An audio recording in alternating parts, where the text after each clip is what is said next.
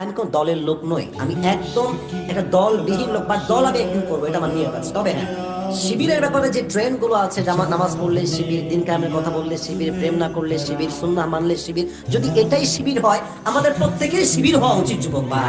আমরা পাঁচ ওয়াক্ত নামাজ পড়বো তো পড়বোই, আল্লাহর জমিন আল্লাহর দ্বীনকে কায়েম করেই ছাড়বো, ঠিক কিনা বলেন?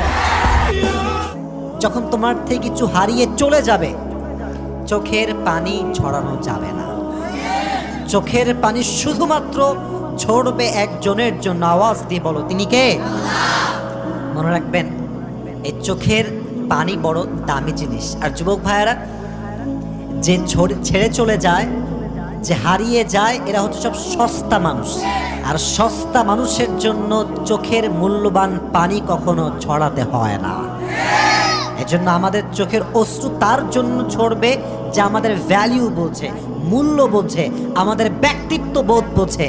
আর আমাদেরকে কেউ না বুঝলেও বোঝে তো একজন, তিনি কে? এজন্য চোখের পানি শুধুমাত্র আল্লাহর জন্য ঝরবে। দুনিয়ার কোনো বেঈমানের জন্য চোখের পানি ছেড়ে কান্না করা যাবে না। যারা ওয়াচটা দেখছেন ভালো লাগছে, এবার একটা সাবস্ক্রাইব করে দেন, একটা লাইক করে দেন, একটা কমেন্ট করে দেন, পারলে শেয়ার করে দিবেন, ঠিক আছে বন্ধুরা? তো সবসময় আমাকে সাপোর্ট করবেন, আর যারা সাপোর্ট করবেন কমেন্ট বক্সে জানান, আমি আপনাদেরকে সাপোর্ট করবো, ঠিক আছে বন্ধুরা? ওকে।